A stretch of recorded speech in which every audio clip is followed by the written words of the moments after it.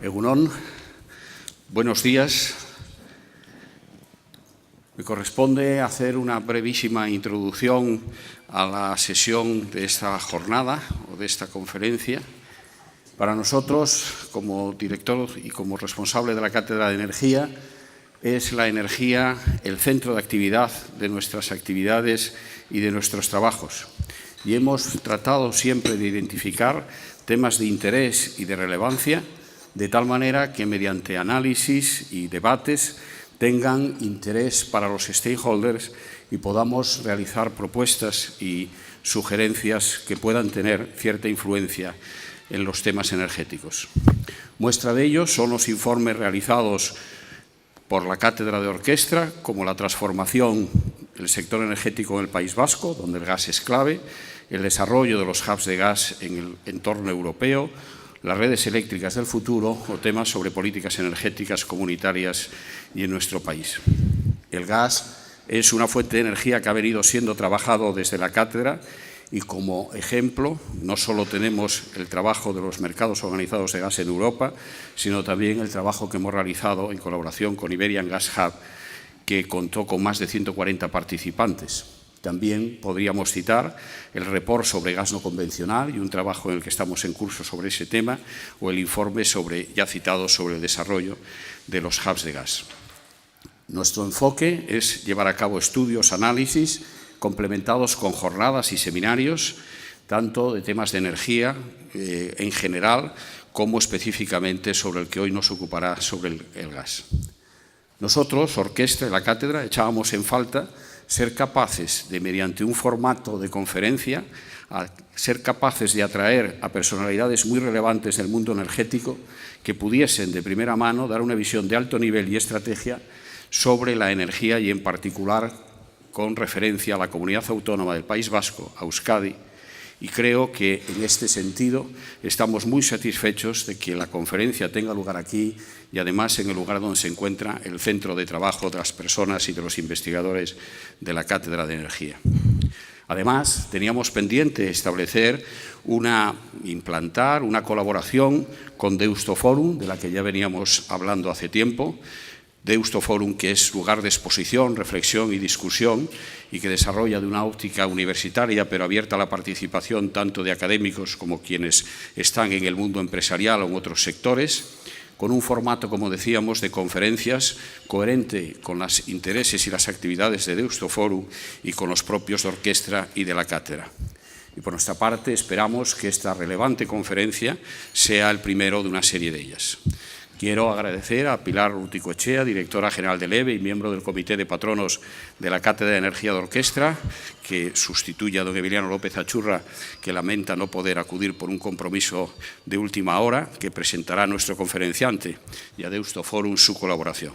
Y, por supuesto, a Antonio Jardén, a quien tengo el gusto de conocer desde hace tiempo en el ámbito de Sedigas, y es para mí una gran satisfacción personal contar con él aquí hoy entre nosotros. Muchísimas gracias a todos. Gracias, Pilar.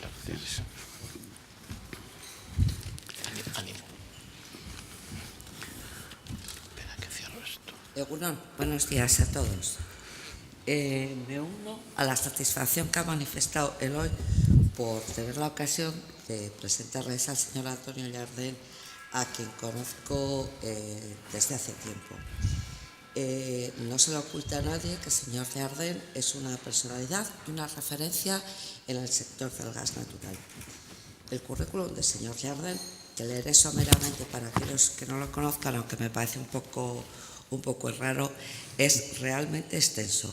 Pero permítame que antes de nada les indique que, en mi opinión, pivota siempre sobre dos aspectos esenciales, que son el sector del gas natural y la empresa-industria. De manera muy somera les indico, como ya todos ustedes conocen, que el señor Jardén es presidente ejecutivo de Enagas, ingeniero industrial por la Escuela Técnica Superior de Ingenieros Industriales, Universidad Politécnica de Cataluña de Barcelona. Tiene una amplia experiencia en el mundo empresarial e inició su carrera en el sector de la consultoría. Ha sido presidente del Consejo Directivo de Sedigas, asociación que agrupa las empresas relacionadas con el sector del gas en España, y también miembro del Consejo Directivo de Eurogas y del Comité Ejecutivo de la Unión Internacional de la Industria del Gas, IGU. Miembro del Consejo de Administración de diferentes empresas de España, ha desarrollado una muy buena parte de su carrera profesional en el Grupo Gas Natural Repsol, habiendo ocupado diferentes puestos de alta dirección, entre otros como consejero delegado de la sociedad creada por Repsol y Gas Natural Latinoamérica y Chief Corporate Officer del Grupo Gas Natural. Ha sido también decano del Colegio de Ingenieros Industriales. Eso lo indico porque sé que hay muchos ingenieros y que siempre da como mucho relieve. Hasta aquí es lo que todos ustedes conocen con mayor o menor precisión y que lo pueden encontrar dentro de cualquier página web de la empresa. Pero permítanme hacer mi aportación personal al currículum del señor Jardén. Ahora que todo el mundo habla del capital humano de la empresa y de lo importante que son en las personas, en los recursos humanos, etcétera, etcétera, hecho con el que estoy absolutamente de acuerdo, creo que también es importante poner como valor en alza el hecho de que los directivos y los presidentes de las compañías también forman parte de este capital humano y que tienen una importancia realmente trascendental. En un sector como es el nuestro, el del gas natural, en los que los proyectos son proyectos a muy largo plazo, las inversiones son muy costosas y conjugar los intereses de los diversos actores y operadores que están en Solfa, el señor Antonio Jardén ha trabajado y conseguido materializar muy importantes proyectos de carácter gasista, obviamente. Me gustaría, por último, llamar la atención sobre dos aspectos o los dos últimos proyectos dentro de los muchos que se han venido desarrollando bajo la tutela o bajo la dirección del señor Jardén, pero que son los dos últimos y que yo les presto especial relevancia y que él los ha desarrollado en su condición de presidente ejecutivo de Nagas. En primer lugar, la clara apuesta a la internalización por parte de Nagas. Y en segundo lugar, la decidida apuesta por la creación de un mercado del gas natural. Sin más, agradecer a Antonio tu presencia aquí y cuando tú quieras. Muchas gracias. Paso ahí, ¿no? Gracias, Pilar. Buenos días, Egunon. Encantado de estar aquí. Agradezco tanto a Eloy Álvarez Pelegrí como a Pilar Urruticoechea pues el cariñoso, saludo y presentación que me han hecho. Quiero agradecerle a don José Luis del Val, como presidente del Consejo de Deustoforum, pues esta invitación, a Álvarez Pelegrí como catedrático de la cátedra tanto de orquesta como del Instituto Vasco de Competitividad, y a Pilar, directora general del EBE y persona, al igual que con Eloy Álvarez, en la que profesionalmente, pues hace muchos años que nos conocemos, que colaboramos juntos y a pesar de eso seguimos siendo amigos, lo cual ya en el mundo de la empresa está bien. Por lo tanto, y sobre todo bien a ustedes que han tenido pues la amabilidad de estar aquí. A mí me pidió un poco la organización que intentara hacer una pequeña intervención y después estar abierto a contestar a todas las preguntas que ustedes tengan a bien para situar un poco la energía, la situación energética en el mundo y en concreto en Europa. Me gustaría hablar de los cambios que ha introducido la nueva Comisión Europea que preside el señor Juncker y que está apadrinando el proyecto de Energy Union. Creo que este es un tema novedoso e importante para nosotros y quizás acabar hablando un poco del papel que España y en concreto Euskadi puede jugar en todo este terreno. Intentaré no aburrirles con una larga intervención, eso lo decimos todos los que tenemos el placer que nos den la palabra. Voy a intentar ceñirme a ello de aquí. Bien, hablar de energía en el mundo de hoy es hablar sin fronteras, es decir, lo que ocurre en cualquier parte del mundo nos afecta por muy lejos que nos pueda parecer. Y en el caso concreto nuestro, evidentemente, nuestro marco natural es Europa y lo mucho o poco que hagamos va a estar ligado a lo que haga la Unión Europea y nosotros dentro de ella lo que podamos hablar.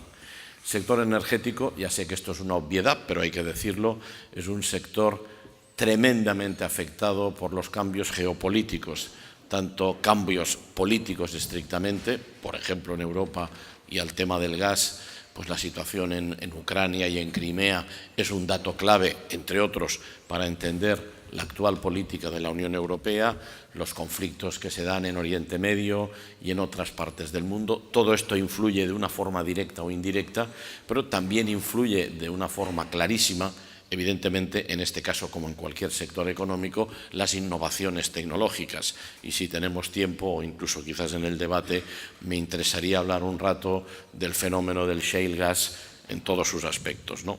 Después, otra característica de la Unión Europea, muy clara, si me dijeran, diga usted una, pues mire, sería decir, la Unión Europea, como la mayor parte de los países ricos, somos pobres digámosle, en combustibles energéticos, y en el caso de la Unión Europea el principal suministrador es Rusia. Esto pone, por lo tanto, de manifiesto que efectivamente hay una situación específica que hay que tratar, y hay que tratarla con la mayor, como diría yo, apertura de mente, huyendo de clichés, porque si no va a ser difícil que resolvamos los problemas que tenemos planteados.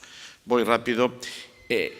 La Unión Europea estableció hace ya un tiempo, y esto lo sabemos todos, como 3 grandes pilares para la política energética.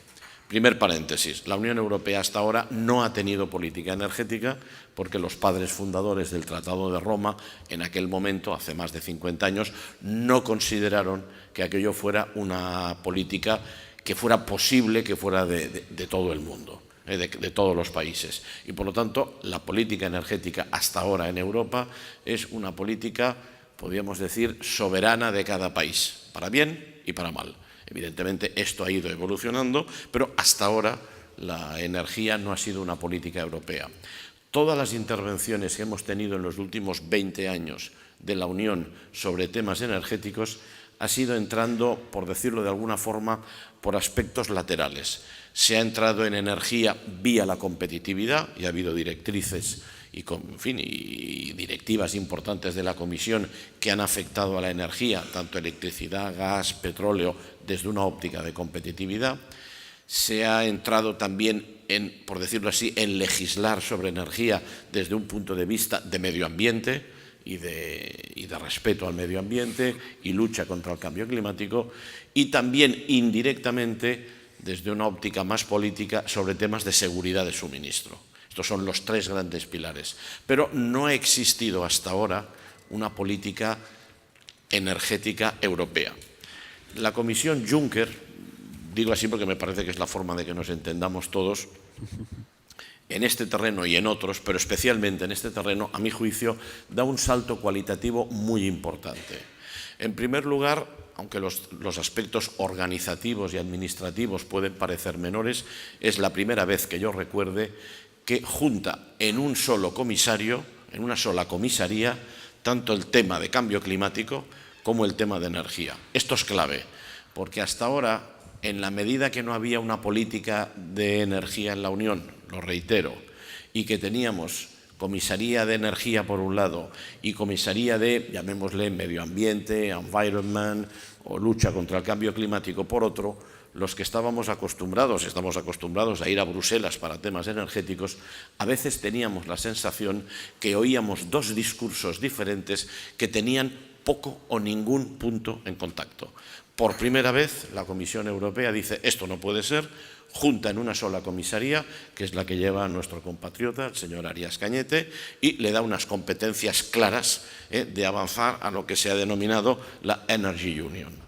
Yo creo que este es un aspecto, esto en los 6, 7, 8 meses que lleva tanto el comisario Cañete como Junckers y, en fin, y toda la organización de la nueva comisión, lo digo con toda sinceridad, creo que se ha dado un cierto paso de gigante conceptual y práctico en tener realmente en Europa, o al menos intentar avanzar hacia una política energética. ¿Qué es lo que dice la Energy Union? Intentaré a continuación, cuando hablemos de Euskadi o de España en general, verlo desde este punto de vista. Dice, la Energy Union de alguna forma necesita 3 cosas. Una estrategia europea de GNL, de gas natural licuado y de almacenamiento. Es la primera vez que la Unión Europea habla de este tema. Recordemos que el GNL, muy conocido en España y en concreto en Euskadi, era un poco, si me permiten la expresión, el second best. Era la solución de aquellos países que por razones geográficas estábamos muy alejados o incluso éramos islas energéticas, lo seguimos siendo hasta cierto punto, y no teníamos más remedio que tener GNL, que era una solución un poco más complicada técnicamente y un poco más cara. Hoy en día, y de ello hablaremos si podemos en el debate, el GNL se ha convertido casi en el vector de modernización del sector energético y especialmente el que le permite introducir competencia de verdad para tener unos precios mejores. Por lo tanto, la Unión Europea por primera vez dice tenemos que tener una estrategia europea de GNL. Segundo tema, el segundo eje que lanza la Unión Europea, y todo esto tiene escasos meses, es hablar por primera vez también de corredores. Entiende que en Europa, para tener seguridad de suministro, pero no solo eso, para hacer una lucha más eficaz contra el cambio climático y para tener una mayor competitividad al final de nuestros productos que compiten en otras partes del mundo, hablo desde Europa, pues con China, con Estados Unidos, con los países emergentes, tenemos que tener una verdadera, yo estoy hablando ahora fundamentalmente de gas, podemos hablar de electricidad también, pero centrémonos en el gas, tenemos que tener una verdadera red europea de gas, no lo que tenemos ahora, que es una yuxtaposición de redes estatales, para entendernos, que nacieron en su momento y que normalmente son redes telescópicas, de forma que cuando se acercan a las fronteras, prácticamente el caudal que puede circular por ahí no sirve para hacer ninguna transacción. Pues bien, la Unión Europea habla de corredores, después me referiré, y la tercera idea fuerza que lanza la Unión es que el Mediterráneo de alguna forma tendría que ser un hub de gas.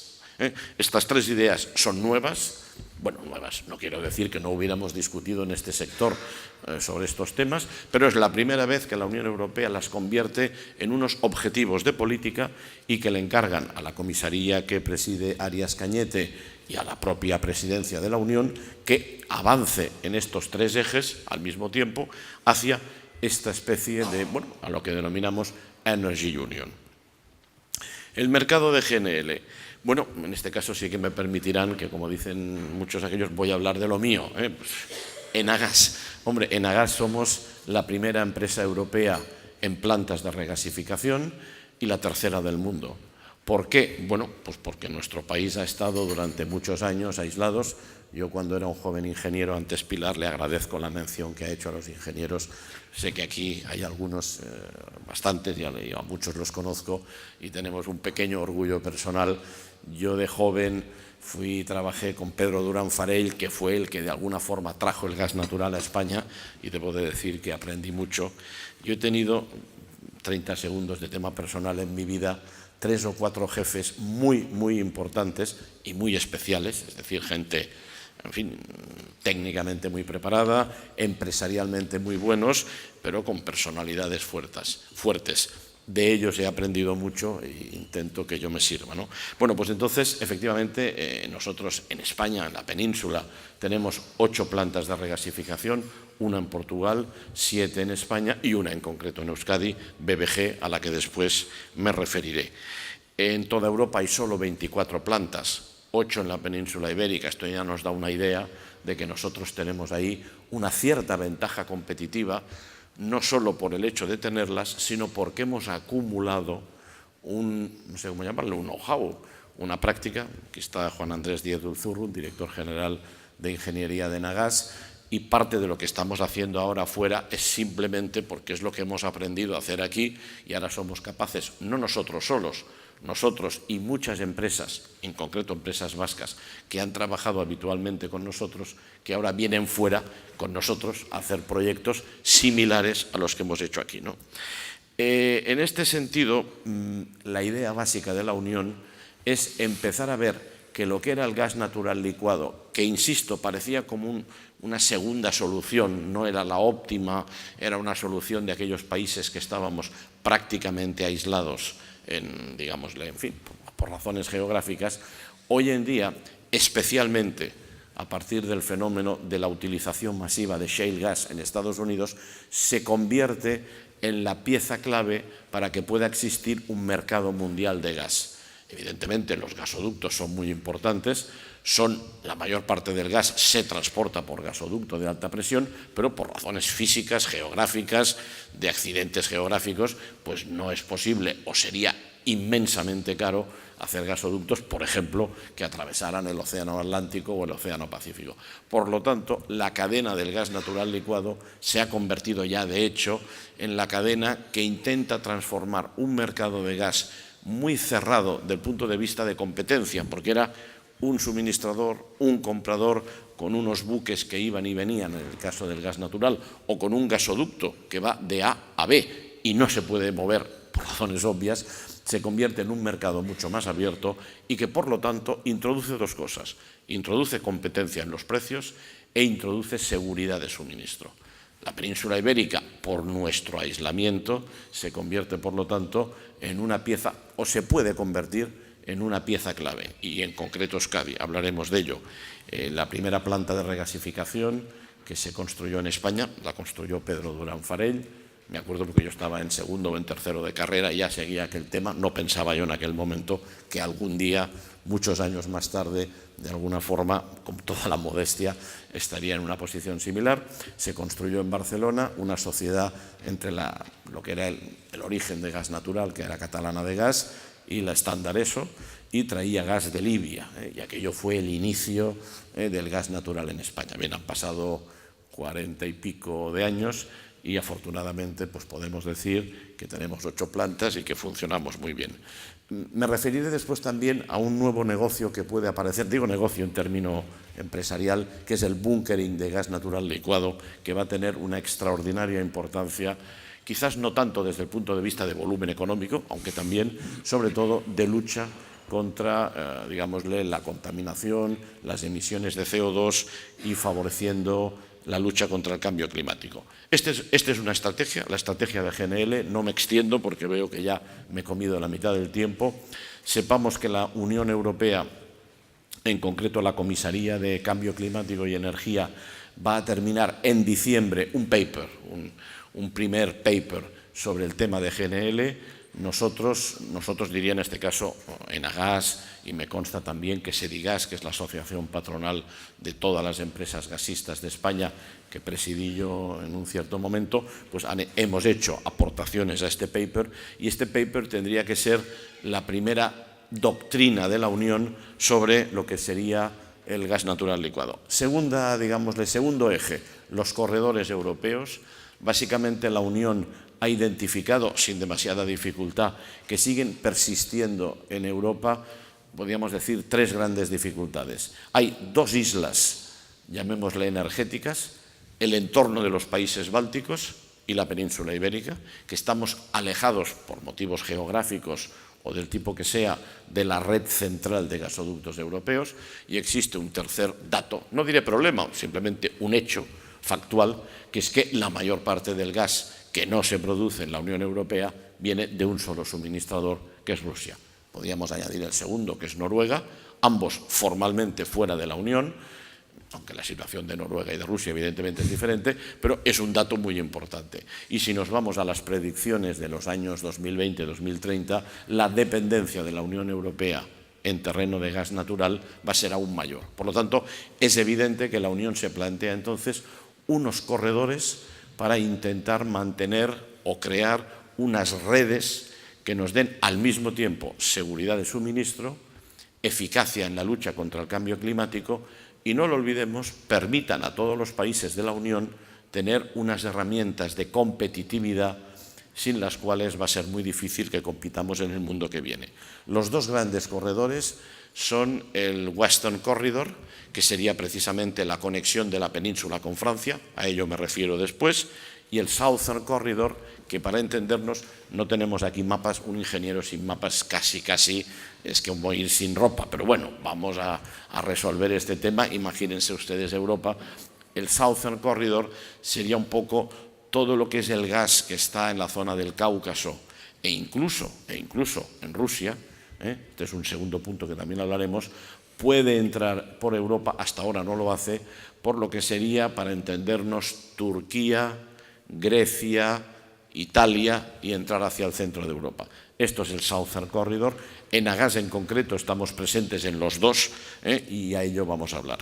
Esto de los corredores, por lo tanto, la Unión también le ha dado por primera vez una gran dimensión. Todo lo que es la conexión con Francia, hasta hace muy poco, era un asunto bilateral, si quieren trilateral, contando a Portugal. Pero la Unión Europea, por decirlo así, animaba a ello, pero no entraba. Hoy en día se ha convertido en una issue, en un tema de la Unión Europea, y estamos ya dentro de uno de los corredores que la Unión ha dicho son claves para tirar adelante ahí.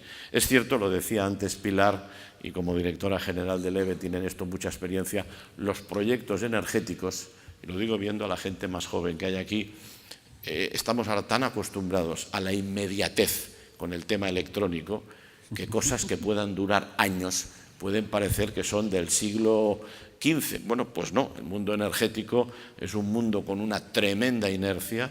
Si hoy aquí decidiéramos entre todos, por el motivo que fuera, tirar adelante un proyecto nuevo en Euskadi o en cualquier sitio, entre hoy y el día que estaría en funcionamiento, podríamos apostar que estaríamos entre 5 o 6 años yendo rápido, porque hay que hacer un proyecto, porque hay que tener hoy en día todos los permisos medioambientales, evidentemente, cosa que quizás hace 50 años no se necesitaba, porque hay que desarrollarlo, porque hay que convencer a todos los stakeholders que puedan estar afectados de que ese proyecto es bueno. Por lo tanto, la inercia, en este sentido, el mundo de la energía es una especie de gran portaaviones con una inmensa inercia, pero que al final, efectivamente, vira a estribor, a babor, toca en un puerto o en otro, pero que no lo puede hacer con la instantaneidad que un poco mentalmente hoy nos movemos todos, y sobre todo a la gente más joven, ¿no? Por lo tanto, hablamos de temas que en algunos casos llevamos años trabajando, en otros los vamos a desarrollar y que normalmente no son para mañana, salvo una cosa concreta que diré que es para el mes que viene, y esa pues la podemos disfrutar. Hablando entonces y bajando un poco a tierra, el Western Corridor. El Western Corridor es intentar establecer entre España, o si queremos entre la península ibérica y Francia, unas conexiones de gas que permitan resolver al mismo tiempo tema de seguridad de suministro y tema de competitividad. Históricamente, la primera conexión que hizo, que la inauguró mi antiguo presidente, Durán Farell, fue en el año 1996, hace ahora unos 20 años, en donde se hizo por primera vez una conexión atravesando los Pirineos por Navarra, y fue lo que hemos llamado el Calahorra-Lac. ¿Por qué se fue por esa dirección? Porque en aquella época Lac aún producía gas natural, es el origen de la industria de gas natural en Francia, y se vio de forma natural pues conectar la red española, que en aquel momento se alimentaba fundamentalmente de gas licuado, pues conectarla con Francia. Esa era una conexión que tenía una capacidad única de 2,5 BCM. España consume ahora unos 30, por tanto vemos que es una capacidad que no llegaba ni al 10%, y solamente en dirección norte-sur. Estaba muy pensada para suministrar a la península, que tenía poca o ninguna conexión internacional, algo de gas desde el norte.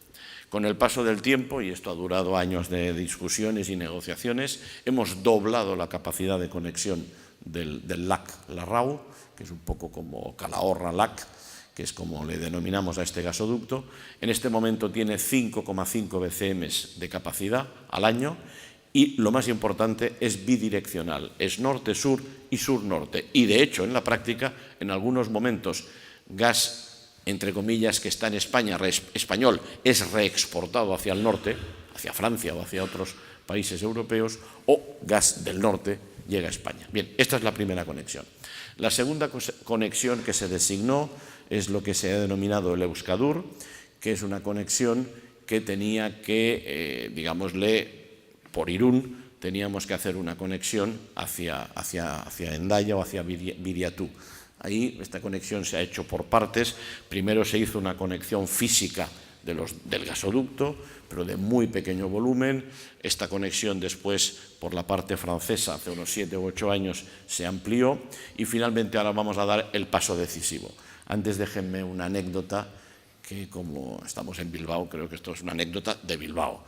En un mapa que se hizo hace 7 u 8 años, en una conferencia internacional, se hablaba de esta conexión, el Irún-Viriatú o el Irún-Hendaya. en realidad había que hacer en Irún como una doble conexión y por un error salió, internamente, perdónenme, hablábamos del Irún-Irún. A ver, que quería decir que en Irún teníamos que hacer una segunda conexión para pasar la frontera, pero salió Irún-Irán. Y en una conferencia internacional, yo estaba presente, Juan Andrés estaba presente, se hablaba del Irún-Irán. Y la gente decía, ustedes van a hacer el Irún-Irán. Y a mí solo se me ocurrió decir, mire, es que somos de Bilbao. Bueno, yo no soy de Bilbao, perdónenme, pero claro, los de Bilbao podemos ir donde queramos, ¿no? Era un error. Pero bueno, sí que hemos terminado el Irún-Biriatú y lo que pasa que tenía hasta ahora, hasta hoy, una capacidad de conexión bajísima, 0,2 BCM año, que eso no es nada. No es nada, bueno, no está mal.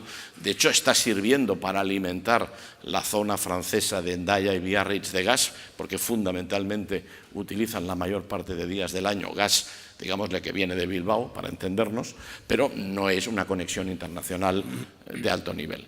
Estamos construyendo una estación de compresión en Irún, que si todo va bien, la vamos a terminar antes del 31 de diciembre, fecha aproximada. Esta estación de compresión, la inversión no es muy importante, son unos 20 millones de euros, pero es fundamental porque permite multiplicar por 10 el caudal. Es decir, que a partir del 1 de enero del año que viene va a poder circular entre, digámosle, España y Francia, o Francia y España, pues 2 BCM, 2,1, que es 10 veces lo que funciona ahora. Si sumamos estos 2 BCM a los 5,5 que tenemos por la RAU, quiere decir que de aquí a 2 meses vamos a tener una capacidad de 7,5 BCM sur-norte o norte-sur, cuando hace 5 años teníamos 2,5. Es decir, habremos multiplicado por 3 y sobre todo tendremos 2 rutas.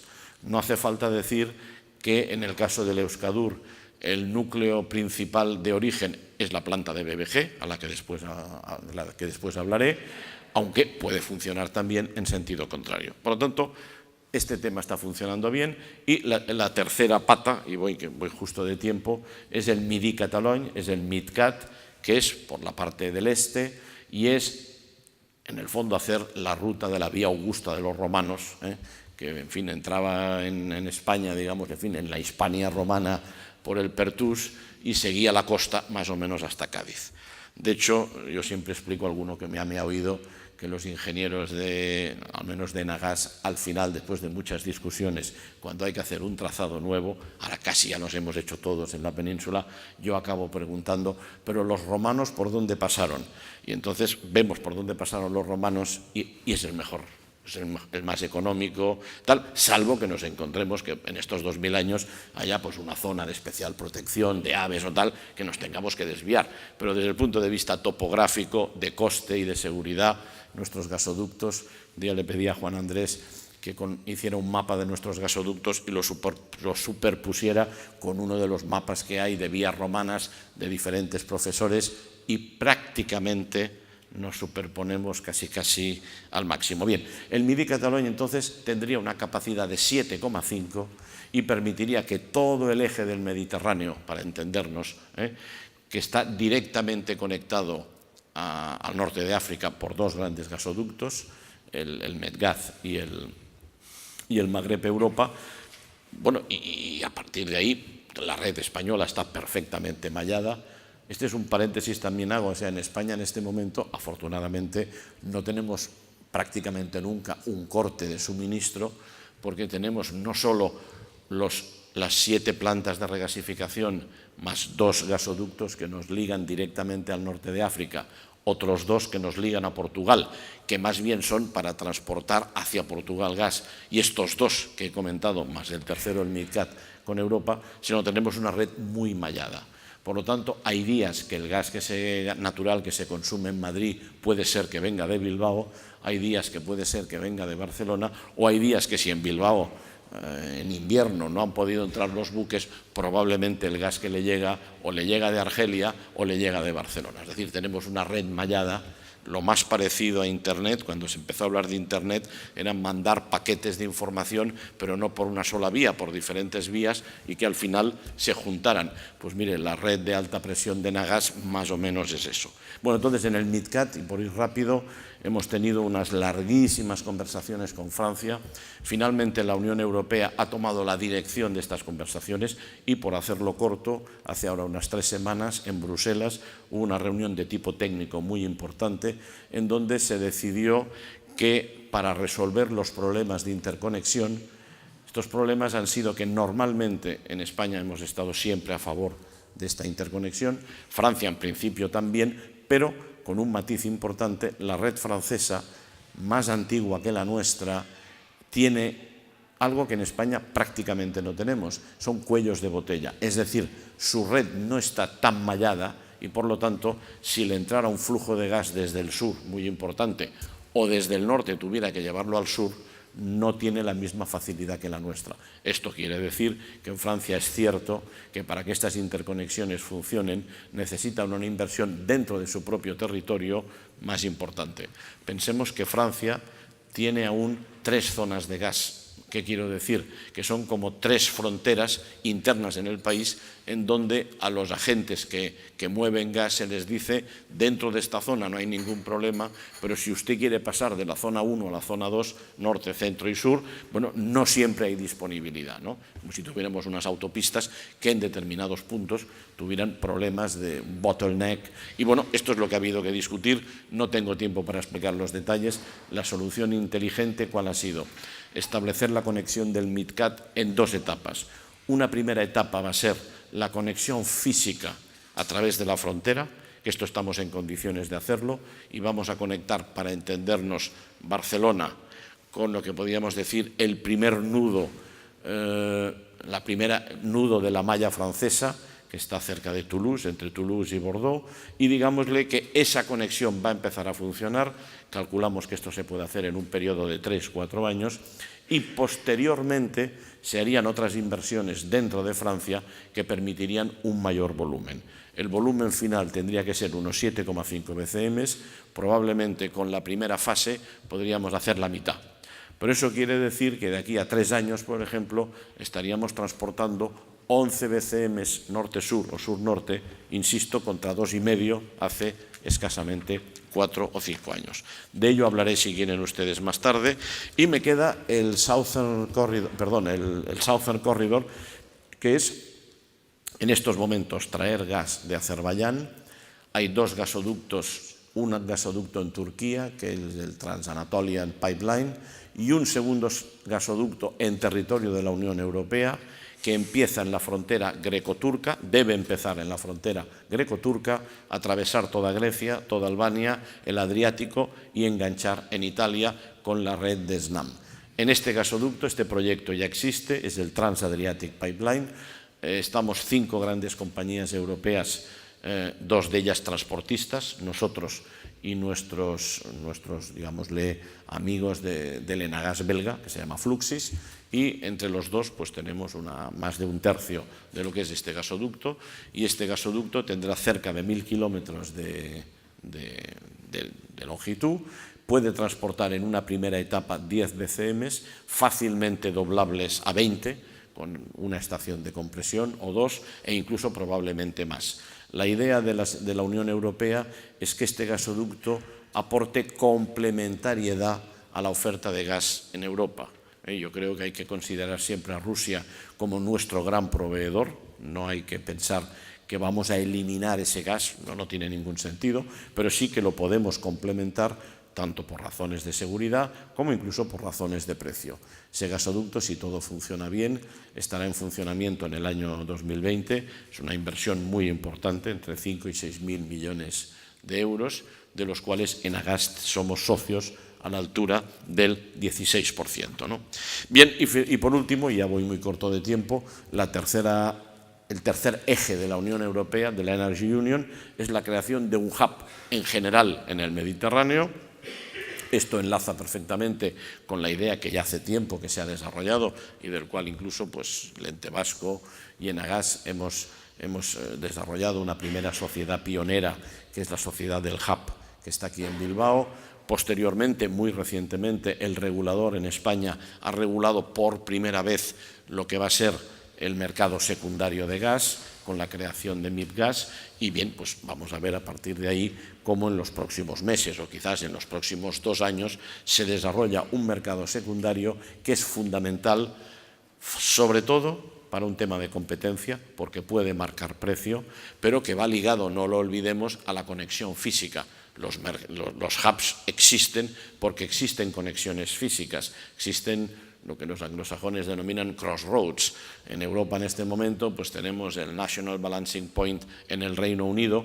¿Por qué es un centro, un hub de gas? ¿Por qué? Porque tienen gas en el Mar del Norte, porque tienen 3 plantas de regasificación que reciben gas natural licuado y porque tienen 2 conexiones con Europa, con el continente, que permiten trasladar gas del Reino Unido a Europa o de Europa al Reino Unido, ¿no? Hay 2 o 3 más hubs, pero no hay más. Baumgarten en la frontera austríaca, el Tidal Transfer Facility en Holanda, en fin, 3 o 4 hubs, pero ¿y por qué existen? Porque tienen conexiones que les permiten poner en común gas del norte de Rusia o de Noruega, gas licuado proveniente de cualquier parte, ¿no? Bien, pues lo que nos dice de alguna forma la Unión Europea, hay que avanzar hacia que en el Mediterráneo tengamos también hub. Y eso quiere decir conexiones físicas. Dentro de esto, bueno, pues evidentemente España puede cumplir un buen papel tanto en lo que serían los corredores europeos, hemos hablado de las conexiones, en lo que es la estrategia de GNL y evidentemente en la estrategia de creación de un hub. Como voy corto de tiempo y hay que hacer preguntas, casi me centro ya un poco en lo que estamos haciendo en Euskadi, tanto en Agas como las infraestructuras que tiene Euskadi. Bueno, en Agas ustedes la conocen, déjenme que haga un minuto de publicidad. Somos el Transmission System Operator que operamos con una licencia europea.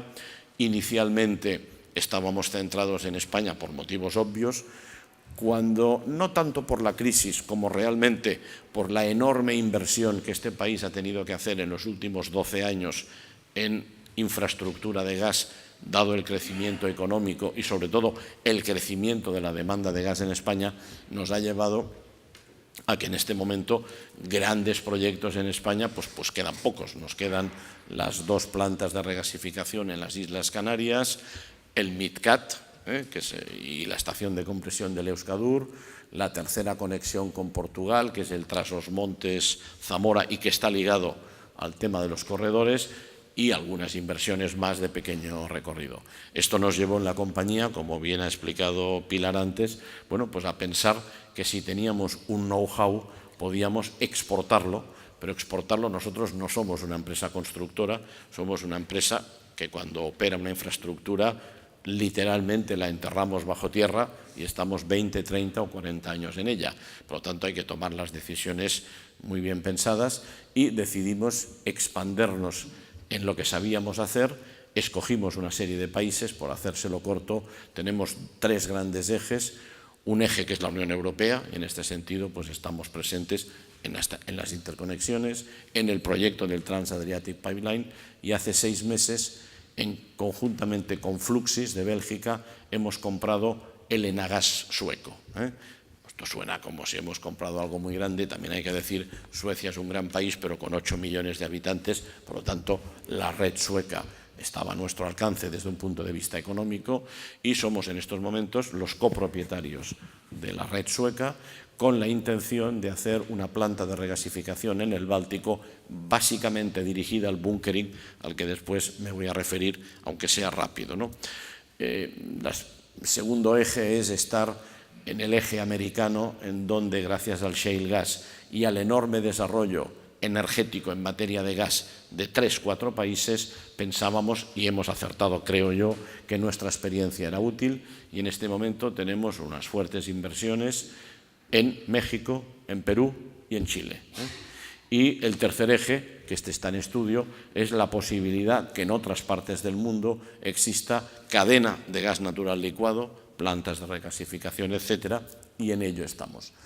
Esto ha permitido que en Agas, pues como muchas empresas, hemos sufrido la crisis, pero hemos podido encontrar unos nuevos mercados que han hecho, bueno, primera cosa, En Enagas no se ha despedido a nadie por motivos, digámosle, de la crisis, sino que incluso hemos incrementado la plantilla. Hemos pasado de unos 900 y pocos trabajadores pues a 1.250, 1.300. Hemos también cambiado nuestra piel como empresa cotizada. Antes éramos una empresa cotizada, primero controlada por, digámosle, por lo que era la empresa padre, que era Repsol y Gas Natural, de la que yo provengo. Posteriormente, por obligaciones de la Unión Europea, esta empresa es obligada poco a poco a abandonar el accionariado.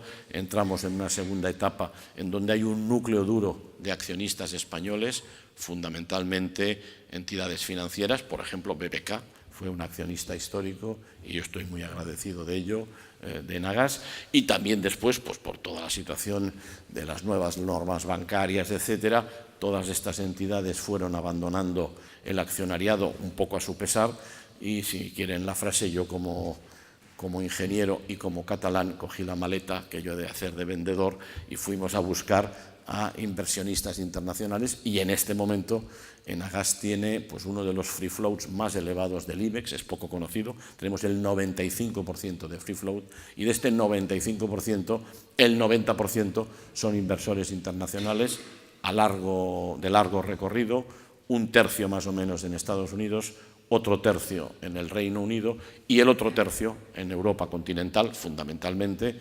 básicamente entre Francia, Alemania, Suiza y Noruega. El Fondo Soberano de Noruega, el del petróleo, pues Norges Bank, tiene pues un 2,5% aproximado de la compañía. Quiere decir, por lo tanto, que somos una empresa, desde el punto de vista de empresas cotizadas, con una gran exposición internacional y quizás también, por qué no decirlo, con un know-how que nos ha hecho tener una governance pues más anglosajona y menos de tener uno o dos accionistas que son los que tienen el control de la compañía, ¿no? Bueno, por lo tanto, hemos hecho un esfuerzo de internacionalización y voy ya directamente en Euskadi. En Euskadi, en primer lugar, yo diría que todo lo que hemos hecho, lo hemos hecho siempre y en parte gracias a nuestra colaboración histórica con el Ente Vasco de la Energía. Digo histórica porque ya en los años 70 y 80 existió una primera colaboración entre lo que fue el inicio de Gas de Euskadi y de Enagas. Después las legislaciones, etcétera, evolucionaron y finalmente, ya en un entorno totalmente liberalizado y diferente, hemos vuelto a rehacer esto. Y nosotros en este momento, por hacerlo corto y rápido, voy a decirlo de otra forma, cómo el gas en Euskadi cumple estas tres nuevas reglas de la Unión Europea: eje de LNG, los corredores y el tema del hub.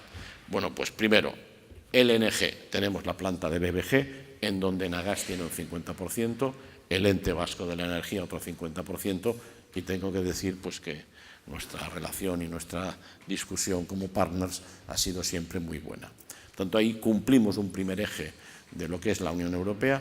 El segundo eje, que son los corredores, es evidente que la red de transporte de alta presión de Euskadi está controlada por una sociedad que se denomina Enagas Transporte del Norte, en donde Enagas tiene la mayoría, el Ente Vasco también está presente, y es lo que nos permite mover gas a lo largo de la península y también hacia la frontera o recibirlo.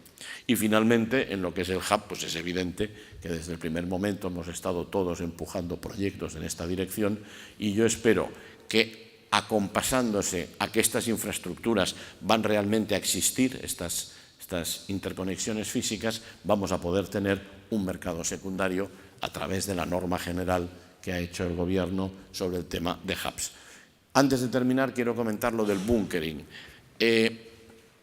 Como consecuencia de medidas ambientales mucho más rigurosas, se está implantando en ciertas partes del mundo la obligación de que los barcos, los buques que navegan, determinados buques en determinadas zonas, no pueden contaminar tanto como contaminan ahora, y se les obliga a que en determinadas circunstancias cambien su combustible habitual por gas natural licuado. Lo hago muy rápido porque voy fuera de tiempo. Esto quiere decir que en los principales puertos se está ya pensando en disponer, digámosle, de servicios, de facilities que le permitan repostar a estos buques, sea en el puerto, sea en alta mar, pero para ello tienen que tener gas natural licuado, lo cual quiere decir que si tienes una planta de regasificación cerca, pues lo tienes mucho más fácil, ¿no? En Agas estamos en este momento, yo creo que podemos decir, liderando, con un conjunto de instituciones españolas, puertos del Estado, una serie de empresas, armadores, un proyecto europeo que intenta, digámosle, poner en práctica esto, y en el caso concreto de BBG hay ya un proyecto, incluso ya pues con un armador vasco, con otra empresa, con nosotros, que utilizando el gas natural licuado, que de forma natural tenemos en la planta de BBG, podemos alimentar, digámosle, buques.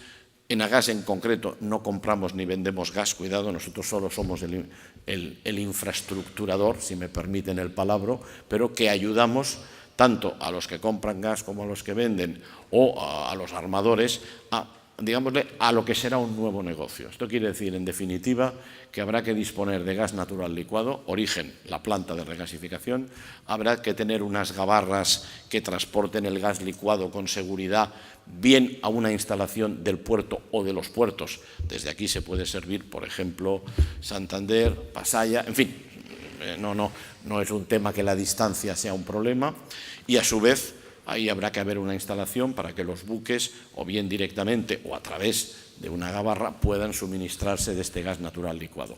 El proyecto de Suecia, por cierto, hemos comprado Suedgas, entre otros motivos, porque hay un proyecto muy importante en el Báltico, en Suecia, país que además cuida mucho el medio ambiente, es quizás de los países que está en punta, para hacer esta sustitución obligada de fuel contaminante por gas natural licuado que contamina 2 o 3 veces menos. Ese es un proyecto que vamos a desarrollar. Por lo tanto, ven ustedes que, bueno, nosotros hemos hecho una serie de inversiones importantes en Euskadi, unos 600 millones en los últimos 6 años, y tenemos ahora pendientes un par o tres de proyectos que dependen de la planificación que a partir del año que viene el Gobierno pues tendrá que tirar adelante. Como prácticamente ya no me queda tiempo, simplemente termino dando un dato. La demanda de gas en Euskadi ha ido muy bien en este año 2015, se ha incrementado casi en un 4%, 3,5% para ser exactos, estoy a 30 de septiembre, y por lo tanto es una buena noticia, es decir, por primera vez la demanda de gas total sube en Euskadi y en España, y bueno, pues esto yo creo que nos tiene que ayudar a todos a pensar que dentro de la situación complicada que ha pasado toda España y toda Europa desde el punto de vista económico, a nivel macroeconómico estamos saliendo adelante. Es cierto que cuando hay una crisis no todo el mundo sale de la crisis a la misma velocidad, esto es evidente, pero por ejemplo, y lo vemos con el consumo de gas, las grandes y medianas empresas que tienen un buen funcionamiento y que exportan, hace ya un par de años que están funcionando muy bien, y seguramente, o con toda seguridad, este beneficio va a ir llegando a toda la masa económica y la masa empresarial. Insisto, no todos a la misma velocidad, porque esto no puede ser o es muy difícil. En todo caso, creo que ya estoy prácticamente a las 10. Les agradezco mucho la atención. No me han gritado durante el rato ni sé. Espero que no se hayan aburrido, y si los organizadores lo creen oportuno, pues podemos ahora hacer un pequeño debate. Muchas gracias.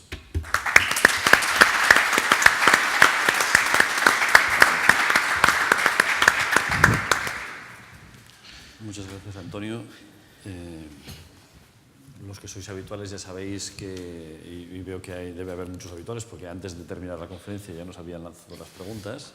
Tenéis unos tarjetones que, bueno, yo intentaré leer las preguntas. Alguna os agradecería a veces que las preguntas sean breves. Y a partir de ellas hacer un poco de diálogo. Parece que el tema del bunkering era algo que ya la gente traía preparado, porque antes incluso de que tú hablaras, pues hay ya varias preguntas en relación con el bunkering, fechas, para cuándo, si estará preparada BBG para hacerlo, cuándo podría ser una realidad, si será un gran mercado. Es decir, un poco como... A ver, en BBG ya se han hecho pruebas, digámosle, estas últimas semanas, digámosle, técnicas, y por lo tanto podríamos decir que estaríamos ya en condiciones de poder suministrar gas natural licuado a, digámosle, lo que nos falta ahora un poco en toda España en general y en toda Europa es toda la cadena, ¿eh? Pero en BBG en concreto se han hecho pruebas, incluso ya con buques Gabarra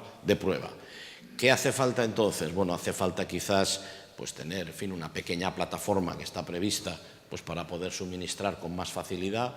Hay un proyecto que es este, que está dentro de este paraguas de un proyecto europeo que lidera Enagás, tengo que decir, porque todos los agentes que están en el proyecto decidieron que fuera Enagás un poco el que empujara el proyecto. Entonces hay en concreto ya incluso un buque concreto que en un astillero vasco va a ser, podríamos decir, reconvertido a buque para poder transportar LNG, digámosle, desde la planta, bien al interior del puerto de Bilbao, bien a otros puertos cercanos, y a partir de ahí se podría iniciar inmediatamente esto. Hay otros dos proyectos. Bueno, esto además se está repitiendo en España, se está empezando ahora con otros puertos a hacer el mismo esquema. Lo tenemos también previsto, por ejemplo, pues con la planta de Barcelona, la planta de Huelva, y hay incluso ya algunos, pero eso no tiene que ver con nosotros, pero sí con esta idea. Hay ahora ya dos grandes buques que están en construcción, ferries, que ya van a funcionar fundamentalmente con gas natural licuado, con lo cual quiere decir que se tendrán que venir a repostar bien a Bilbao, bien a Barcelona, bien a alguna de las plantas en las que hay. Por lo tanto, el bunkering quizás no va a ser un tema de un gran volumen económico, pero yo creo que tiene una importancia medioambiental muy grande, porque estamos todos muy preocupados con las emisiones de CO2, etcétera, pero se centró mucho y únicamente en la industria, y claro, la industria quizás crea, pues no sé, el 30% de lo que podríamos decir la contaminación, o más que la contaminación, las emisiones de CO2. El resto viene del amplio mundo de transporte, el consumo, digámosle, doméstico, y este tema es un tema clave, y ahí, por lo tanto, con el bunkering, se le llama bunkering porque en el mundo de los buques, como probablemente conocen todos ustedes, pues lo que es el suministro de combustible, o sea, bajo bunkering está cualquier cosa, fuel, etcétera. En este caso, para precisar, sería bunkering de gas natural licuado. E insistimos, claro, esto necesita tener una planta de regasificación, no necesariamente al lado. En este proyecto que estamos liderando está incluso la posibilidad, por primera vez, de trasladar LNG en tren. Se puede, de hecho, se traslada en cisternas ya, BBG lo hace, pero en este caso sería, pues, es decir, pero este es un proyecto además que no es que sea un proyecto español, es que en este momento en el mundo de la navegación lo que está más en punta del punto de vista de lucha contra el cambio climático es precisamente esto. Esto quiere decir también, evidentemente, que los armadores tienen que ir pensando en ir adaptando los buques a este doble consumo. Esto no es automático, lo va a ser para los buques nuevos, lo va a ser quizás para aquellas empresas más preocupadas de que este tema sea para ellos incluso como una homologación, pero esto va a avanzar en determinadas zonas del mundo, por ejemplo en los países escandinavos, como una, llamémosle, novedad que si hubiéramos hablado de ella hace 3 años, pues bueno, algún experto hablaría de ella, pero no sería un tema. Hay algunas preguntas también en relación con el hub gasista, ¿no? Y concretamente, bueno, pues fechas, plazos en los que se prevé y cuál sería el papel dentro de este hub de la sede de Bilbao. Bueno, el reglamento, digámosle, que acaba de crear el mercado secundario es tan reciente que creo que salió hace... El reglamento no, perdón, el Real Decreto. Creo que ahora tiene que salir un reglamento que me parece que está en el Consejo de Estado, y por las fechas en que estamos y con, digámosle, unas elecciones generales a 2 meses vista, me imagino, yo no puedo dar fechas, tampoco soy quien para hacerlo, pero me imagino que realmente el desarrollo de esto pues va a ser a lo largo del año 2016, y ahí vamos a ver un poco todos los agentes que estamos implicados, pues cómo lo coordinamos y cómo lo hacemos. Ahora, yo siempre insisto, esto es fundamental, pero necesitamos las conexiones físicas, es decir, el hub no puede existir, no cualquiera, si no tiene realmente una conexión física. Otra cosa es después que, existiendo la conexión física, puede haber una parte del negocio del hub que es financiera, pero porque de alguna forma existe conexión física. Pongo un ejemplo. España, en concreto, una empresa, en fin, que ahora no nombro, pero una empresa que tiene sede en el País Vasco, tenía o tiene un contrato de gas con Noruega. A veces ese contrato de gas viene físicamente, digámosle, de Noruega.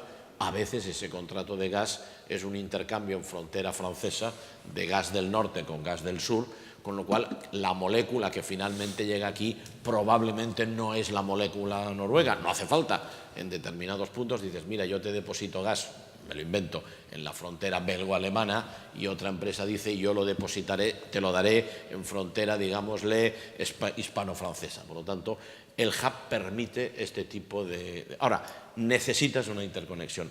Esto ha sido un tema que incluso a veces con los responsables políticos de las anteriores comisiones costaba un poco de hacer entender, porque entonces si tú decías que tenías una interconexión que a lo mejor no iba a funcionar todos los días, decían, entonces no es necesaria. Decías, espere, es que el mero hecho de que exista es la que permite un tráfico que en algún momento, pues al final el gas, no sé, pongo un ejemplo, en la planta de Bilbao, en BBG, en la planta de Barcelona, pues estamos, sobre todo en los 2 años anteriores, cuando el gas licuado se iba fundamentalmente a Extremo Oriente, recibíamos gas licuado en proveniencia, pues yo qué sé, pongamos de Qatar, por decir algo, de un operador gasista, y decía, mira, lo deposito en la planta, pero no es para consumirlo en España, lo voy a consumir en otro sitio. En este momento no te puedo decir dónde.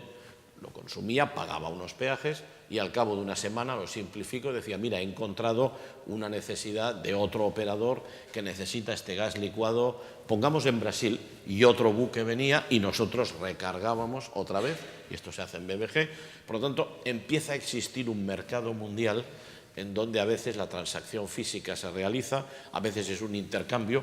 El otro dice, mira, yo tenía un gas, vamos a suponer en Perú, lo tenía que llevar a Brasil, ya no lo llevo yo, lo llevas tú y ese gas lo utilizo para otra cuestión, ¿no? Puedo hablar más de esto, pero nos iríamos a...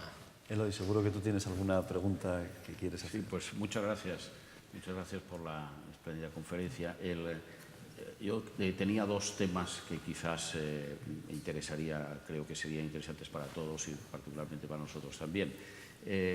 Has mencionado al principio los temas geoestratégicos y los temas de dependencia, el énfasis de la Unión Europea en esos 3 ejes importantísimos y la relevancia que tiene el hecho de que sean explícitos, pero el tema del desarrollo de los propios recursos domésticos, en concreto, en este caso, el tema del gas no convencional, pues el gas, yo creo que es también un tema importante y de interés, y nos gustaría conocer un poco tu opinión. Y si hay tiempo y el moderador lo considera oportuno, hay un segundo tema que va ligado un poco al tema de crecimiento y competitividad, ¿no? Has mencionado que las estadísticas ahora o la realidad de la demanda es halagüeña, pero hemos pasado por épocas, creo que estamos como a 10 o a más de 10 años de la situación de la demanda. En ese sentido, ¿cómo se ve el crecimiento de la demanda y el crecimiento del gas natural, incluso con nuevos segmentos de mercado en ese sentido, y cómo eso también afecta un poco a la economía del conjunto del sistema y al crecimiento y a la competitividad de la economía en general, ¿no? Sí, es otro punto que... Bueno, no sé si me podré examinar de tantas cosas al mismo tiempo. Eloy, te agradezco las preguntas. Intento ir rápido. Shale gas, fundamental. Primero, el shale gas, para los que no lo conozcan, es gas natural, ¿eh? La diferencia entre el gas natural y el shale gas es, por decirlo así, en la forma en que se encuentra o en la facilidad que tiene para ser extraído, pero en realidad hablamos de gas natural. El shale gas, en realidad, es, por simplificar, gas natural a mucha profundidad, en roca madre, muy embebido, de forma que extraerlo era costoso, complicado y con una productividad muy baja. Había que hacer muchos pozos y los pozos se secaban rápidamente, por decirlo rápido y mal. Ha existido siempre, sobre todo en Estados Unidos, pues se sabía de su existencia y existían, pues no sé, 15.000 pozos de shale gas, pero que por razones económicas era tan costoso extraerlo que en principio solo se hacía en momentos punta, en invierno, etc. Yo tengo un ejemplo que lo explico en las conferencias que puedo dar. En el año 2006, yo era, siendo presidente de Sedigas, y algunos de los que están aquí estábamos ahí, se organizó el Congreso Mundial de LNG, que se hace cada 6 años en un país productor y cada otros 6 en un país consumidor. Sedigas presentamos la candidatura de todas las empresas, lo hicimos en Barcelona, fue un éxito de congreso, fue el congreso creo que ha tenido nunca más atendís, 4.000 personas ahí y tal, y organizamos mesas redondas de todo tipo. Cuando venía el ministro argelino del petróleo, bueno, ya había 1.500 personas en la sala y tal. Y se nos ocurrió al comité organizador, yo era el chairman mundial teóricamente, bueno, teóricamente no, era el presidente del congreso, y decidimos hacer una charla, sobre shale gas. 35 personas, 35, en el subbasement, en un subsótano del hotel donde lo hicimos, y eran 35 ingenieros, permitidme la expresión, frikis, expertos, no le interesaba a nadie. Año 2006. En el 2010, shale gas ha revolucionado el mundo, ¿no? ¿Qué ha pasado? Y este es un tema interesante, incluso aquí, por ejemplo, en Euskadi, que tiene conciencia industrial, historia industrial y una base industrial. La subida de precios del petróleo en los años 2000 hizo que fuera más fácil explotar shale gas. El shale gas, por las características, tampoco eran campos muy grandes en mano de una sola compañía. Eran pozos muchas veces, es decir, si hubiéramos sido americanos, pues no sé, a lo mejor Eloy y yo habríamos hecho, por decir algo, una pequeña sociedad con Juan Andrés, y habíamos montado un pequeño, permitidme la expresión, una pequeña empresa con un pozo y tal, y le iríamos añadiendo, supuesto que supiéramos mucho, pues técnica, pues ahora le ponemos una bomba que vaya mejor y tal. En definitiva, lo fundamental fue que antes solo se perforaba verticalmente y después se empezó a perforar en J, por lo tanto haces una perforación vertical y una horizontal. Conclusión, en 4 años hay una explosión tecnológica de conocimiento, de alguien que hace piezas y dice, hombre, pues mira, esta pieza que se rompe te la voy a hacer de otro tipo de acero, pero esto no lo inventa un premio Nobel, no, lo inventa un pequeño taller que trabaja con la empresa de, digamos, tal, o con la empresa de ingeniería, y los americanos, bueno, pues en este momento son prácticamente autosuficientes, ¿no? Por lo tanto, tiene extraordinaria importancia. Problemas que conlleva el shale gas, que es a lo que yo voy a ir rápido. Evidentemente, conlleva problemas de tipo medioambiental que hay que saber resolver. Estados Unidos es un país muy grande, enorme, con una densidad de población muy pequeña y, por lo tanto, la mayor parte de explotaciones de shale gas se han hecho en sitios en donde literalmente no vive nadie. En Idaho, en North Dakota o South Dakota, pues vive muy poca gente y son zonas inmensas. Los problemas que ha habido en Estados Unidos, que han sido los que han sido conocidos por todo el mundo, son cuando ha habido explotación de shale gas en zonas densamente pobladas, por ejemplo, Pensilvania o Nueva York. El estado de Nueva York, o más exactamente, el estado de Nueva York prohibió hace poco hacer explotación de shale gas, bueno, porque es un estado muy denso. Entonces, los problemas que conlleva son, primero, evidentemente, hay que hacer perforación, eso quiere decir pues movimiento de máquinas, movimiento de no sé qué, y hay una ocupación del terreno, de las carreteras, que hay que tenerlo en cuenta. Segundo, fundamentalmente, hay que introducir líquidos que normalmente es agua, agua a presión con algún disolvente para romper la roca, y eso quiere decir que después tienes esos lodos, los tienes que reinyectar bien. Evidentemente no puedes contaminar acuíferos ni los puedes tirar a la rambla que tengas más cerca al torrente, evidente, esto es evidente. Y después, tercero, en algún caso ha habido movimientos sísmicos, como los suele haber siempre que hay o perforaciones o simplemente se rellena el vaso de digámosle, de un pantano, has construido una presa y vas rellenando de agua poco a poco y se producen pequeños movimientos, ¿no? Eso normalmente no ha causado problemas, pero en algunas partes de Estados Unidos sí, y esto es lo que ha hecho que la opinión pública, con razón, haya dicho, oiga, esto del shale gas es terrible y no puede ser, ¿no? En Europa, pues seguramente tenemos shale gas, hay shale gas en Euskadi, con casi toda seguridad, y lo puede haber en general en España, podríamos decir, en la falda de la cordillera Cantábrica y en la falda de los Pirineos. Esto es lo que dicen los geólogos.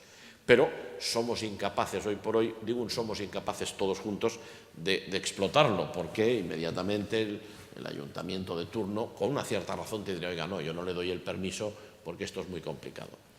Yo creo que hay una corriente, déjame decir, de ingenieros que pensamos que es perfectamente posible explotar shale gas, hablo en general, en condiciones medioambientales correctas.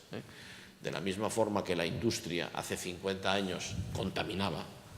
Yo siempre explico, yo nací en Barcelona, en el ensanche de Barcelona, como sería decir aquí, pues en el ensanche de Bilbao, y en La Manzana había una fábrica pequeña con una chimenea. Claro, hoy en día a la gente joven le dicen que donde él vive, en el patio interior, hay una chimenea, y dice, oiga, ¿pero esto qué es? Bueno, pues era una ciudad industrial, lo sigue siendo en parte, pero evidentemente hoy la industria no contamina. Nadie tira residuos al río o a una zanja, y si lo hace, evidentemente, es multado, ¿no? Por lo tanto, habría que avanzar en este camino. En fin, esto es un tema que quizás ahora no tenemos tiempo, pero yo creo que es factible una explotación, y eso, claro, nos da un recurso que no tenemos, hablo en España o en Europa en general, que tiene un precio muy importante, y no olvidemos que este tipo de industria, la propia infraestructura que hacemos en Agas, somos en pequeño un ejemplo, necesitas tener al alrededor tuyo un entorno industrial, de talleres, de empresas. Nosotros, por ejemplo, ahora estamos en México terminando un gasoducto y una parte de la tubería, bueno, la concesión nos obligaba a comprar el 50% de la tubería en México, pero el otro 50% donde quisiéramos. La hemos traído del País Vasco, de una empresa concreta.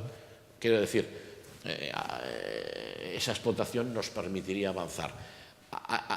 Termino. Yo creo que en la Unión Europea no explotaremos el shale gas si no somos capaces de hacer, quizás la propia Unión, un marco muy estricto de condiciones medioambientales que diga, así usted puede explotarlo, así no lo puede hacer. Entonces, es evidente que no vas a explotar, pues no vas a poner un pozo de este tipo, pues yo qué sé, entre Bilbao y Portugalete, por decir algo. Es obvio, por la densidad de población y tal, pero sí lo puedes hacer en otras partes en condiciones. Esto hemos avanzado muy poco, digo hemos papal, de todos, porque también pues, muchas veces la opinión pública, antes que discutir, ha dicho no, y estamos un poco ahí. Pero yo creo, y a lo mejor, mira, la cátedra y orquestra pueden ayudar en este sentido, que una primera reflexión sobre este tema, tranquila, y hacer incluso unas pruebas que se pudieran hacer para poder tener un cuadro que diga, mira, con estas condiciones usted, empresa X, puede explotar shale gas. Con estas condiciones, no. Esto sería un camino. Y el otro, la demanda. Vamos a ver. La demanda de gas, efectivamente, ha bajado en España, no tanto por la crisis como porque el gas que se destinaba a generación eléctrica, que subió muchísimo desde finales de los 90 hasta el 2006-2007, con la enorme cantidad de renovable que se ha puesto en marcha, probablemente más potencia instalada de la que se había pensado inicialmente, ha hecho que eso no se demande y, hombre, ha subido ahora el consumo de gas, pero en pequeña cantidad. Y después hay otro factor. Yo creo que en Europa y en España la demanda de gas va a ir subiendo, pero en poca cantidad. Pero eso no es mala noticia, va a ir subiendo. ¿Por qué? Porque somos mucho más eficientes. No me refiero a nosotros, a las industrias. En España el mayor consumidor de gas son las industrias, grandes, medianas o pequeñas. Y normalmente suelen ser las industrias más en punta y que exportan. Hace unos años la demanda industrial de gas era equivalente al PIB. Subía el PIB 1,5, subía la demanda 1,5, más o menos. Ahora la demanda de gas industrial es algo así como 2/3 del incremento del PIB. Si el PIB en España se ha subido un 3, por hacer números redondos, pues la convencional te sube un 2. ¿Qué quiere decir? Que es que las industrias son tremendamente más eficientes, lo cual es positivo. Siempre que hay una crisis, la industria se hace más eficiente, porque la que no se hace eficiente cierra. Y por lo tanto los que continúan consumen menos gas. Eso ya lo sabemos los transportistas, pero por ejemplo calculamos que para España el año que viene podemos tener en los próximos años un incremento de demanda del 4%, en donde una parte importante es el gas industrial y otra parte no despreciable es el gas doméstico, el que llamamos doméstico comercial, y ya termino, porque en España hay una densificación de clientes muy baja. En España teníamos, antes de la crisis, 6 millones y poco de clientes. Ahí mezclamos tanto los domésticos como las fábricas, ¿no? Bueno, durante la crisis hemos crecido a un ritmo de 70 a 80.000 clientes al año. No es mucho. Antes de la crisis crecíamos a un ritmo de 400, 500.000 clientes. Se ha crecido a un ritmo de 50 o 60.000, pero a finales del año pasado, pues yo creo que teníamos ya 7 millones de clientes. Hablo en España, de clientes, 700. Bueno, y si la situación económica, como todo parece, mejora, ahí también hay un vector de crecimiento. Pensemos que hay 23 millones de clientes eléctricos y solo 7 de gas.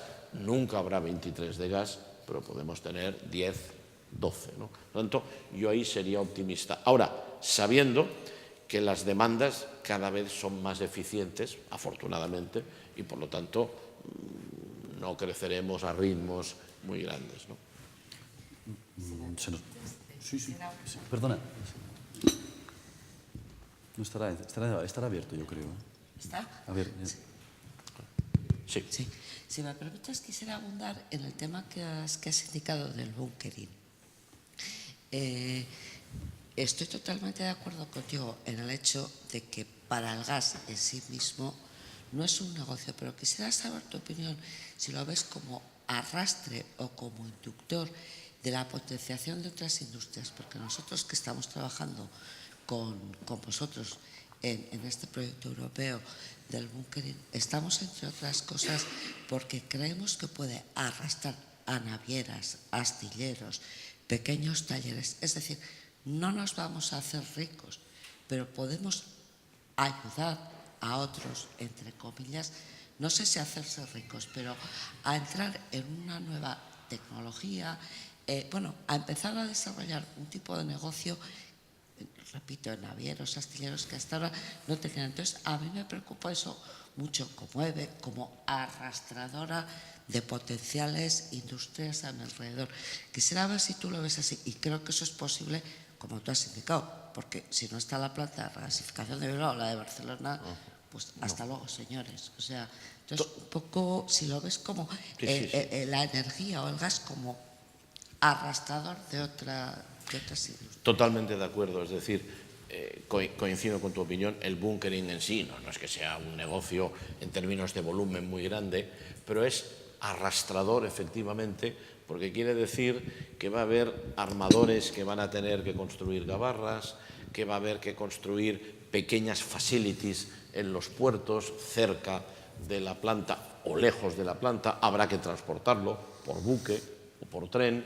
Bueno, y esto genera además una tecnología que seguro que en este momento tampoco la tenemos al 100% estudiada.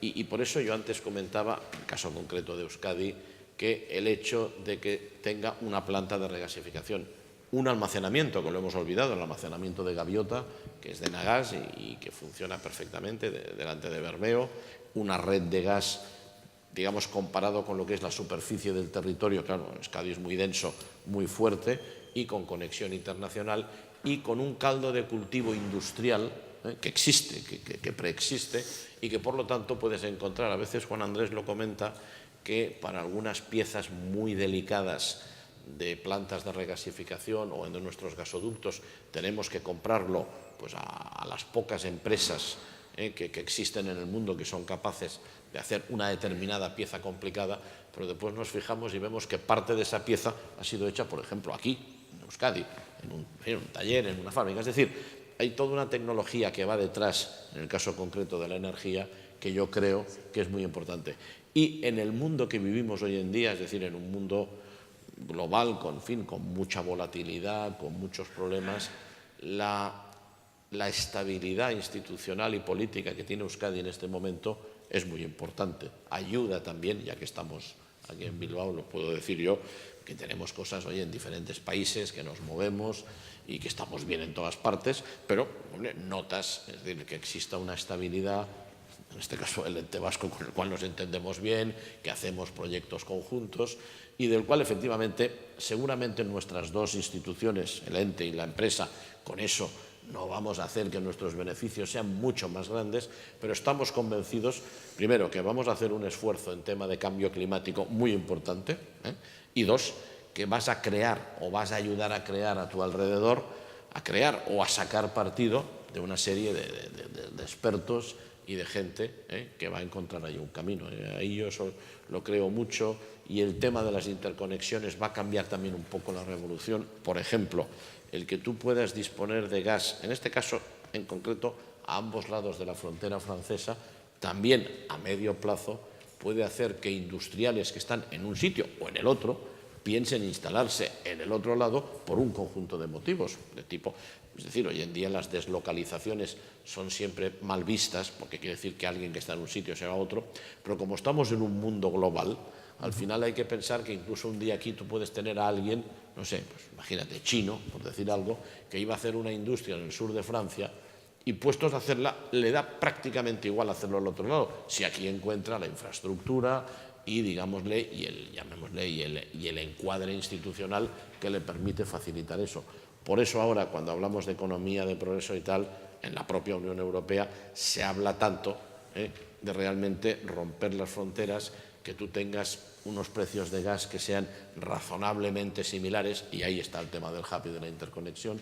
Hoy en día los precios de gas en determinadas partes de Europa son algo más caros que en otras, simplemente porque el acceso es más complicado o porque están en manos de un solo suministrador, que lógicamente pues es muy humano, pues pone el precio. Es decir, no estamos aún, por decirlo así, en un mundo plano, estamos en un mundo que tiene muchas montañas, y en concreto en el terreno del gas, que es más fácil de hacer que en el terreno eléctrico. Lo que está luchando la Unión ahora en este momento es precisamente para hacer un entorno, permíteme la expresión, plano, que permita que tú puedas tener, como decimos a veces, descargar gas en Bilbao y que vaya a Düsseldorf, o cargar gas en Barcelona para que vaya a Japón, y que esto, para el operador que hace eso, no le tengas que pedir 27 papeles. Le dice, mira, yo le descargo gas a usted aquí en Bilbao y por favor me lo deposita en Düsseldorf. Y no me pregunte nada más, pagaré los peajes que haya que pagar, pero arrégleme usted y no me diga que en frontera francesa tendré que hacer no sé qué, que en frontera alemana tendré que hacer no sé qué. No. Ya vamos fuera de tiempo, pero... Porque es que aprovecho la ocasión.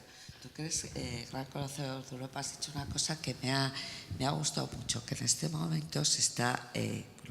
tenemos la regulación bajo un paraguas conjunto, la energética y la medioambiental, que yo también, creo que ya era hora, porque había parecía que se vivía en dos mundos absolutamente separados.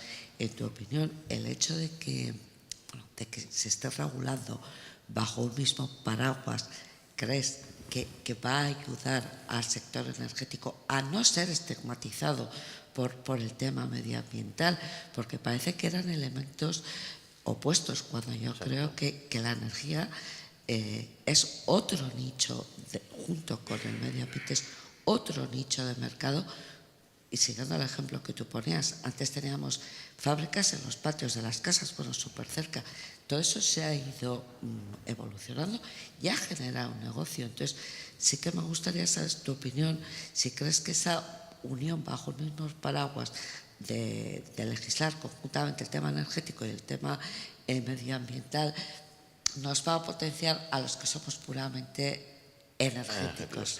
Hombre, Pilar, yo estoy convencido, esto debe ser un tema probablemente que va a necesitar años, pero la Comisaría de Cambio Climático y Energía claramente ahora estudia los dos temas al mismo tiempo, se expresa con una sola voz. Yo creo que esto, aunque pueda parecer un tema administrativo, organizativo, no lo es fundamental, porque entonces la Unión, cuando diga algo, o las cosas que está diciendo, las va a decir teniendo en cuenta todo, y creo que deberíamos evolucionar ahí a un embrión, a una regulación energética gasista única europea.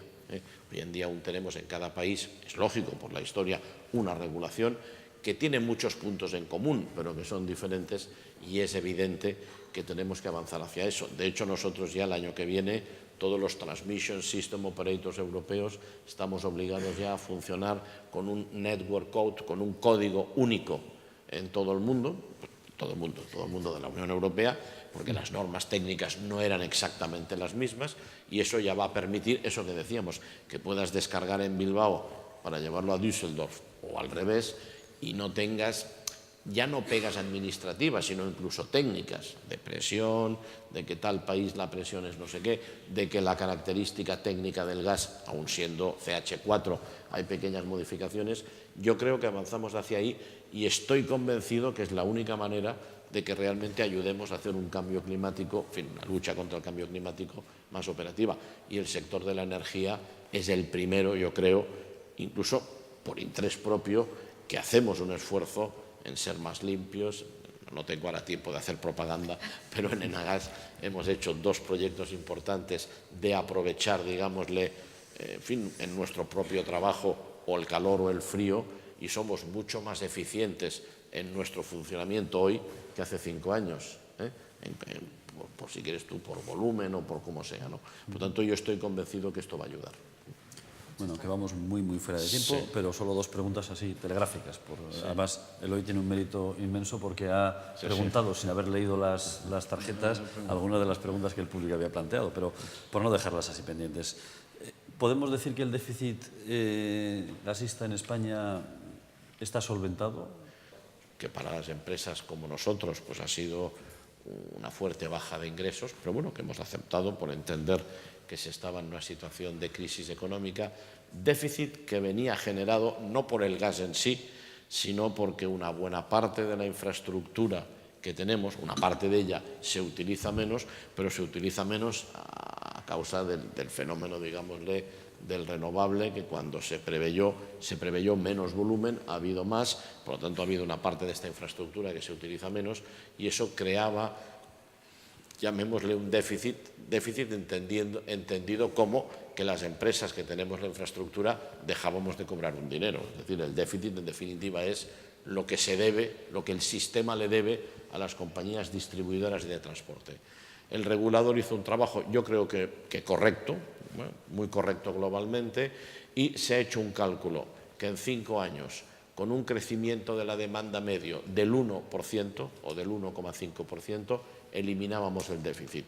Este año vamos a crecer un 5%, el año que viene probablemente un 4%, por lo tanto yo creo que incluso ese déficit acumulado se puede eliminar pues antes del año 2020. Pero digamos que el esquema de peajes que hoy hay contempla eliminar ese déficit en un plazo máximo de 5 años. Yo creo que se hará antes y sobre todo que no se crea nuevo déficit, sino que esto ya se equilibra. Lo cual no quiere decir que año a año, porque bueno, hay unas technicalities, cosas construidas hace un año entran en funcionamiento en el sistema a efectos de cobrar el año que viene. Es decir, puede haber pequeños saltos, pero lo que es evidente, yo espero incluso que este año sea el primer año que haya un pequeño superávit, como existía antiguamente, y eso congelando las tarifas. Es decir, habría habido otra solución que hubiera sido subir las tarifas. Lo hemos soportado las compañías del sector.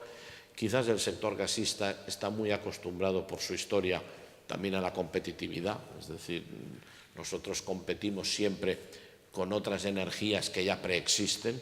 Todo el mundo tiene que estar conectado al agua, a la electricidad, pero no necesariamente al gas.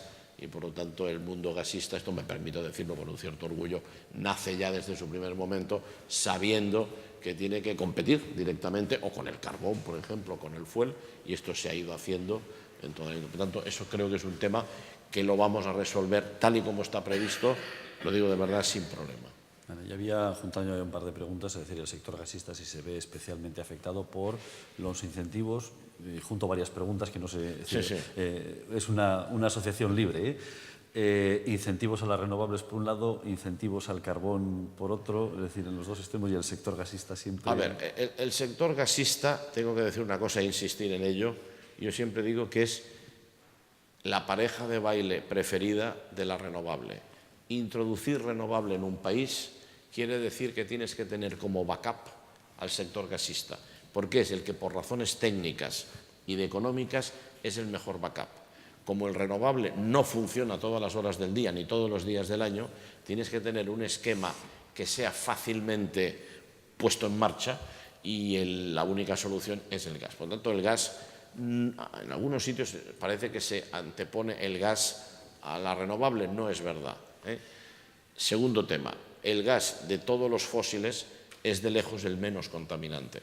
Por lo tanto, una descarbonización sensata del mundo tiene que pasar, casi yo diría, pues como su nombre indica, por ir consumiendo, si se puede, menos carbón, porque es más contaminante, por ir consumiendo en determinados segmentos menos petróleo, sobre todo en transporte y otras cosas, y por lo tanto el gas es un puente, de hecho esto lo dijo la Agencia Internacional de la Energía, es un puente natural hacia una economía menos descarbonizada. ¿Qué ha pasado? Suele pasar, cuando se hace la vida de un producto nuevo, hay lo que se llaman las enfermedades infantiles, al principio hay muchos problemas y después ya el producto está muy bien. La introducción en general en el mundo del renovable se ha hecho a veces con más buena voluntad que acierto tal. Y entonces se ha producido en bastantes países, Alemania podía ser un ejemplo, no solo España, que después de introducir muchísimo renovable a coste muy elevado, resulta que estás produciendo más CO2, lo cual es, en fin, es un sin Dios, no puede ser. ¿Por qué? Bueno, porque se han producido movimientos, digamos, de oferta y demanda que no han sido controlados. Entonces, curiosamente en Estados Unidos, la aparición del shale gas ha hecho que sin ninguna norma legal obligada del gobierno, pero son anglosajones, nosotros somos latinos y eso es otro mundo, sin ninguna norma legal, Estados Unidos produce per cápita menos CO2 hoy que hace 5 años. También hay que explicar por qué. Ellos han ido sustituyendo mucho carbón por shale gas y han ido introduciendo renovable, pero de forma, llamémosle, natural. Ahora bien, ese carbón, el de la costa este, que es muy contaminante, por cierto, de los Apalaches, lo envían a Europa y Europa consume hoy más carbón, Europa, no digo España, que hace unos años, y el de la costa oeste lo exportan a China. Por lo tanto, Estados Unidos es más limpio hoy que hace 5 años en términos de CO2 y, sin embargo, en el mundo consumimos mucho carbón. El problema del carbón es el siguiente, es la energía en términos generales más barata, en términos generales, y que está en todas partes del mundo. Entonces, desde los países ricos, decirle a los países pobres que no tienen que consumir carbón, yo también entiendo que es difícil, porque el que tiene carbón, China, por ejemplo, dice, oiga, mire, yo hago lo que puedo y no me ponga. Ahora, al mismo tiempo, hay que ser conscientes que la lucha contra el cambio climático es global. No sirve que Europa sea la mejor alumna, porque resulta que después lo que ahorramos en un año en Europa de CO2 lo puede gastar China, la China de antes de este cierto frenazo económico, en 15 días. Con lo cual hay que tener una visión global. Vamos a ver qué sale de la conferencia de París, la de diciembre, pero yo sí que ahí pienso que el gas, de forma inteligente, puede ser un puente hacia una cierta descarbonización. El carbón no desaparecerá del todo por este motivo, llamémosle político o estratégico, pero es evidente que si quieres luchar contra la emisión de CO2, el carbón contamina 3 veces más que el gas. Por lo tanto, y hay otros problemas que no hay tiempo de entrar. Está el nuclear, que no contamina nada y, sin embargo, evidentemente, tiene una oposición importante.